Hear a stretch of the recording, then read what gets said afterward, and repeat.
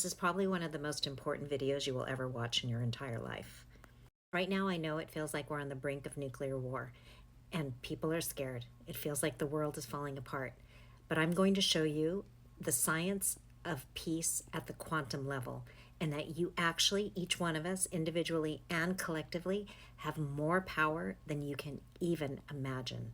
I'm going to play a video for you of quantum physicist John Hagelin explaining peace on a quantum level and how each one of us can influence the entire world.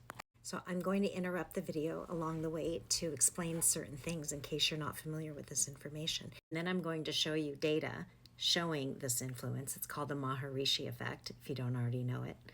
We want to create peace, but there's an actual science of peace, because the field of consciousness is the field of unity, field of bliss, field of peace, on a tangible, palpable, powerful, physical level, millions of times more powerful than the nuclear force, if we can just access it. When he says field of consciousness, he's talking about the field of existence that we exist in. So this seemingly empty space is actually filled with enormous amounts of energy, and it's a field of bliss, right? This space, if you could describe the qualities of space, it feels like wholeness, it feels like peace, it feels like bliss, and it has enormous amounts of energy. But consciousness can access it. What we need are more peacemakers who develop their nervous systems to the point where they become lighthouses of peace, radiating peace. What he says is we need more peacemakers that have sufficiently developed their nervous system enough that they become lighthouses of peace. So what he means is when you relax deep enough into this field, because it's right here and it's what's creating our physical bodies, it's within us and it's all around us. So when we relax into it, the more and more and more and more and more you relax into it, the more it shines through you. So you are allowing that information, that peace, that bliss, that wholeness to come through, to be expressed through your physical body. So you become a lighthouse of peace. When an individual mind contacts being at the source of thought, when individual awareness expands, boom, to become universal, it creates a ripple in that universal field, just like it were a ripple in the electromagnetic field. So when he says individual awareness expands and boom, you become universal, because when you bring your attention within, the deeper you go, the more you expand out. So you lose awareness of the physical body and you feel more blissful and more connected to the field around you. So in the beginning, you want to do this with your eyes closed, because it's harder when you don't have enough practice. It's harder to do it with your eyes open. And that ripple propagates in all directions at the speed of light. Just like the electromagnetic field, if you have a broadcasting antenna and you shake the electrons up and down in a broadcasting antenna, that creates a local disturbance in the electromagnetic field, and that disturbance propagates out in all directions at the speed of light. If we have a transistor radio over here with an antenna, that'll cause the electrons in our antenna to shake up and down. So who are the transistors with the antenna? Us. And the shaking up and down of the electrons in our antenna is decoded by the transistor radio as music.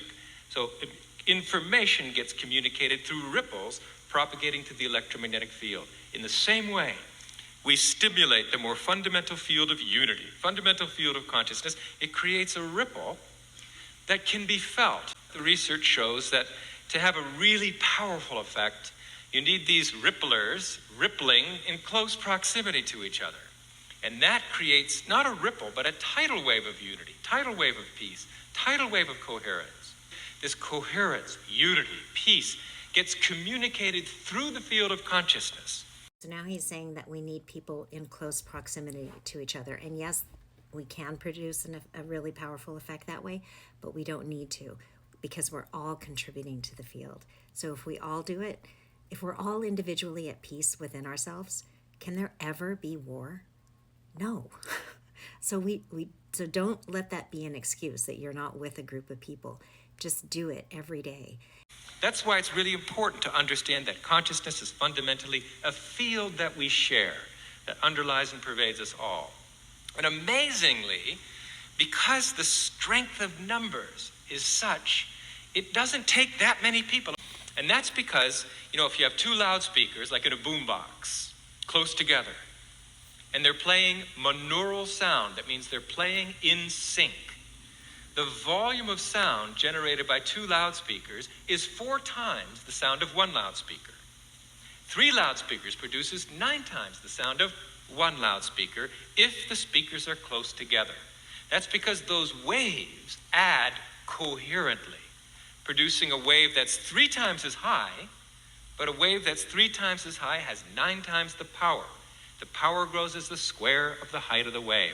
That's why the research shows that the radiated influence of peace in the environment grows roughly as the square of the number of people doing it together. The n-squared effect amplifies the power to be enough to produce a demonstrable, repeatable, publishable effect on crime rates, even terrorism, even stopping warfare in war-torn areas like the Middle East, if we either have enough numbers or a group close enough to the... So here's a study that they did in 1993 in July and August in Washington, D.C., where thousands of meditators gathered and practiced together, sending peace into the field. So this was done in the summer when crime rates are higher than in the winter, and the police chief was really skeptical. He said it will take 2 feet of snow in the summer to cut crime by 25%, and what they saw was a 23% decrease in homicides, rapes, and assaults.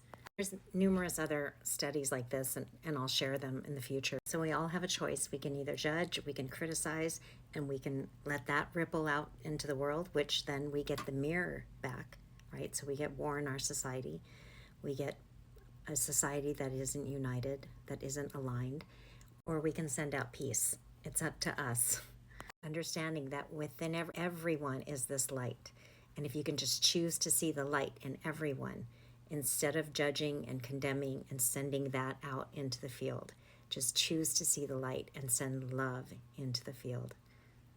And all you have to do is bring your attention down into your heart and imagine that you are connected through an ocean, because you are, of energy, and just relax into that ocean and then send the vibration of love, the intention of love and peace through that field. That's it. That's all you have to do.